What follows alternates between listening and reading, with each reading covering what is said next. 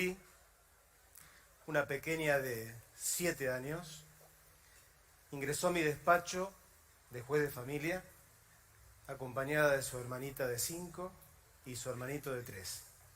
Él rápidamente se puso a jugar con unos autitos y unos camioncitos que yo tenía allí, en el juzgado, en el piso nomás.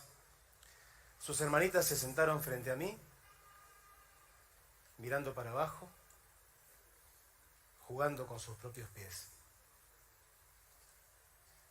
La mayor levantó su vista y antes que yo empezara a hablar, me preguntó: ¿vos sos el que nos va a buscar un papá y una mamá? Porque nosotros queremos tener un papá y una mamá. Bueno, sí, dije, puede ser.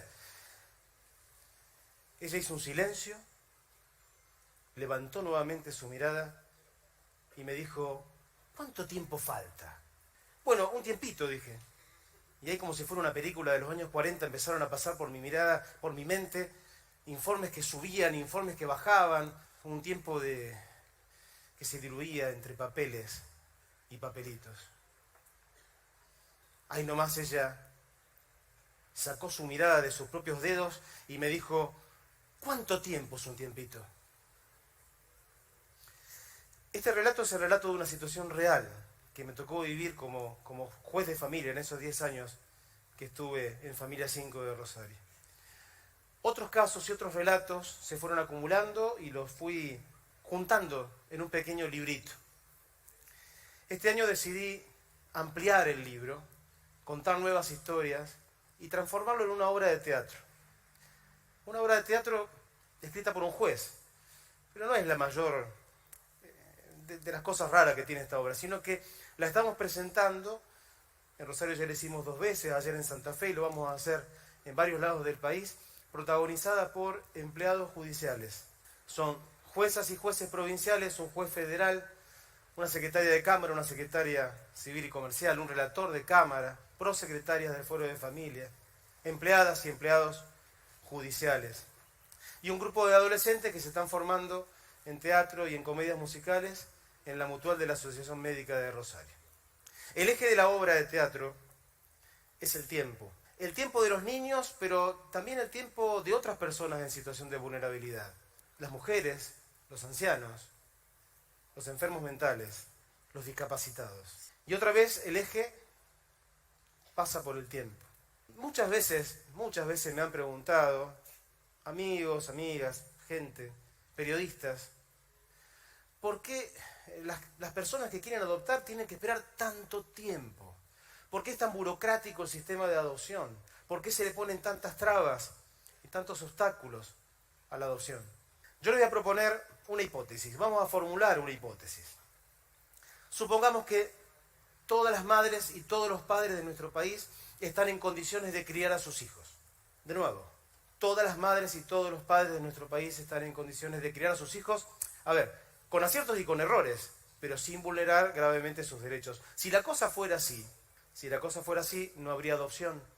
Y por ende, quien quiere ser papá o quiere ser mamá no encontraría por la adopción el camino para seguir. Ahora bien, todos sabemos que no es cierto. Esta hipótesis no la encontramos palpable en la realidad, no la vemos cotidianamente. Hay una porción de padres y de madres que no están en esa condición. Aquí hay que hacer un paréntesis. En general, en esta situación se encuentra una mujer sola.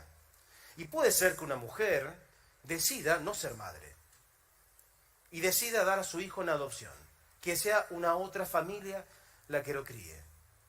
Pero también es cierto que hay un conjunto de personas, padres, madres, familia, que son graves vulneradoras de los derechos de sus pibes, graves vulneradoras. Y es ahí, en esos casos, en donde el Estado tiene que tomar decisiones extremas. Por ende, son estas las situaciones las que brindan un sustento a la idea de adopción. Vamos a hacer un poquito más complejo el tema. ¿Ustedes no conocen a chicos que se han criado, a chicas que se han criado con sus abuelas, con sus abuelos, con sus hermanos, con sus hermanas, con sus tías, con sus tíos? Se crían en el seno de esa familia y, la verdad, en su gran mayoría, no piensan que su abuela es su madre, o que su hermano es su padre, o que su tía y su tía son su mamá. No. Ellos son nietos, sobrinos, hermanos. Esto nos dice entonces que la adopción no es la única salida para la situación de chicos que tienen derechos gravemente vulnerados. El derecho de los adultos a ser padres adoptivos va a depender indefectiblemente de la existencia de chicos y de chicas que tengan la necesidad de contar con una familia que los críe como tales. Por ende, el derecho que está puesto sobre la mesa es el derecho de los pibes, es el derecho de las pibas. Lo que está puesto en juego son los tiempos de los niños y de las niñas, no los tiempos de los adultos. Hay algunos tiempos por los que nadie pregunta y por los que nadie hace grandes cuestionamientos. Hay algunos tiempos por los que no vienen a preguntarte qué pasa con ellos. A ver, una niña de escuela primaria se entrevista con su maestra, le cuenta algo a la maestra, le cuenta que existe una situación de abuso. La maestra ya había visto algunas marcas, ya había visto alguna situación de violencia. Entonces, siguiendo los pasos que tiene que seguir, habla con la vicedirectora. Y la vicedirectora decide hablar con la directora. Y la directora decide hablar con el Ministerio de Educación. Y el tiempo se fue. Una fonoaudióloga está entrevistando a una paciente y ve delante suyo una mirada triste. Entonces, con la mirada triste de su paciente, decide hablar con la enfermera. Y la enfermera, las dos juntas, van a hablar con la responsable del centro de salud. Y la responsable del centro de salud con el secretario. Y otra vez, el tiempo que se va.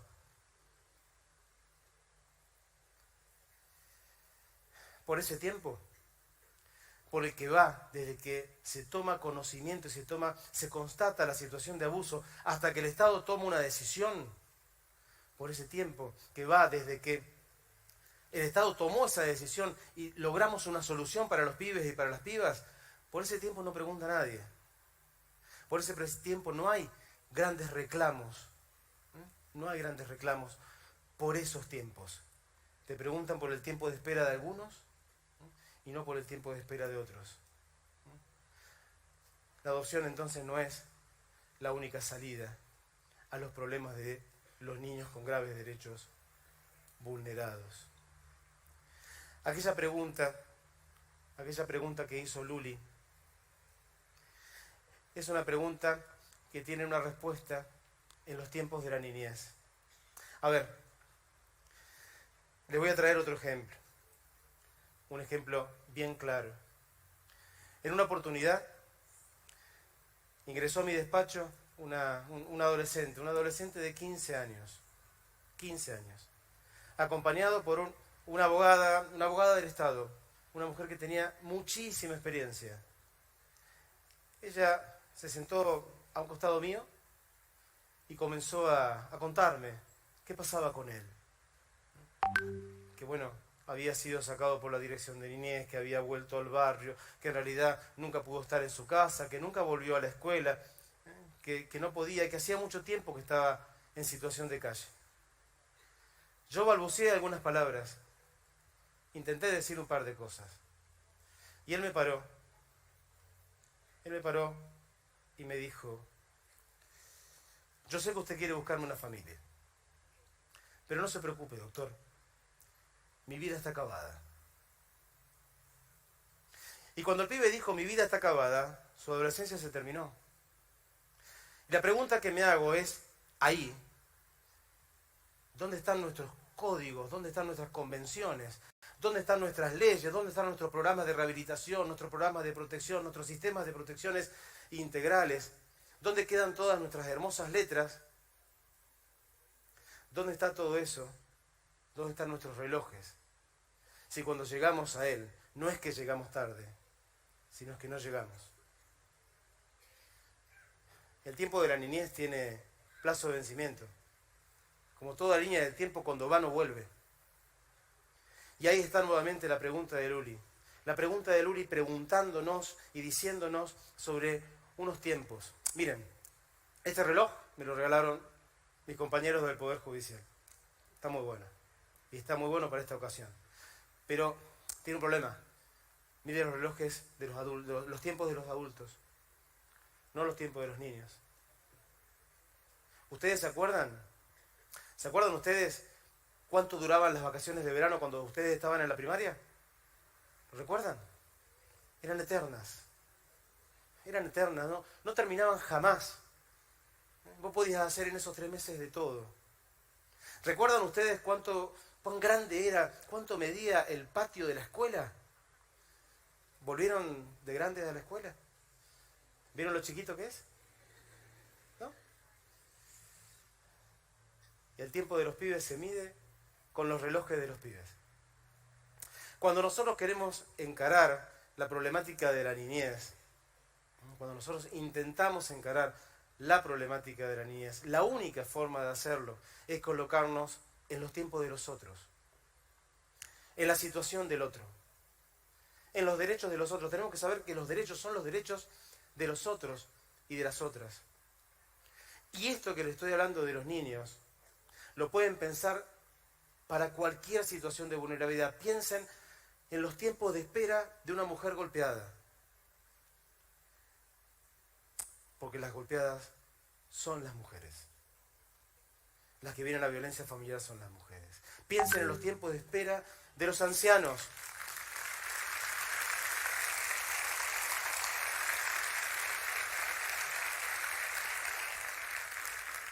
Piensen en los tiempos de espera de los ancianos.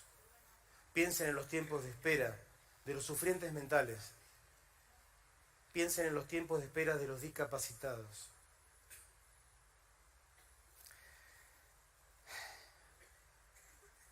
La pregunta de Luli implica una ruptura, un quiebre especialmente para nosotros, un quiebre que nos cuestione nuestro rol, los roles que desempeñamos y que empecemos a pensar esos roles sabiéndonos que somos potenciales vulneradores. Me refiero a los jueces, a las juezas, a las secretarias, los secretarios, los empleados judiciales, los prosecretarios, la gente, los funcionarios administrativos. Todos ellos tienen que saber que sus roles son muy importantes, es cierto, pero no son más que un operador más dentro de un sistema muchísimo más grande. Tienen que saber que son operadores de un sistema y que están tratando con personas. Nosotros tenemos que saber, los jueces y las juezas, los secretarios, todos los que mencioné, que cada hoja de ese expediente, cada hoja que se acumula en esos legajos, en esos expedientes, es un tiempito que se va, es un tiempito que se fue y es un tiempito que no vuelve. Nosotros tenemos que saber que si las letras de las leyes que tenemos adelante nuestro no son suficientes, tenemos que hurgar por otras y hurgar por otras nuevas. La pregunta de Luli, ¿cuánto tiempo es un tiempito?, también implica un desafío para la comunidad en general, para que la comunidad se haga cargo también de acortar esos plazos. Yo sé que son decenas, centenas, miles de maestras, enfermeras, fonoaudiólogas, psicólogas, vecinos, gente que labura en los centros barriales, que han decidido romper la rigidez de esos esquemas. Pero necesitamos muchos más, necesitamos muchas más y muchos más que quieran ir un paso más allá, que se sepan operadores de un sistema mayor, pero que además, cuando dan las alarmas y nadie las escucha, se animen a patear las puertas. Hay que apropiarse de los sistemas, hay que apropiarse de los procesos. Tienen que saber, nosotros, los que somos los obligados de escuchar esas alarmas, que nuestra función es habilitar nuestros caminos, nuevos caminos, buscar nuevas salidas, abrir nuevas puertas como operadores más del sistema. De esa forma, así, entre todas y entre todos, vamos a poder contestar la pregunta de Luli, achicando sufrimientos, habilitando y haciendo palpable los derechos y transformando largos tiempos en breves tiempitos. Muchas gracias.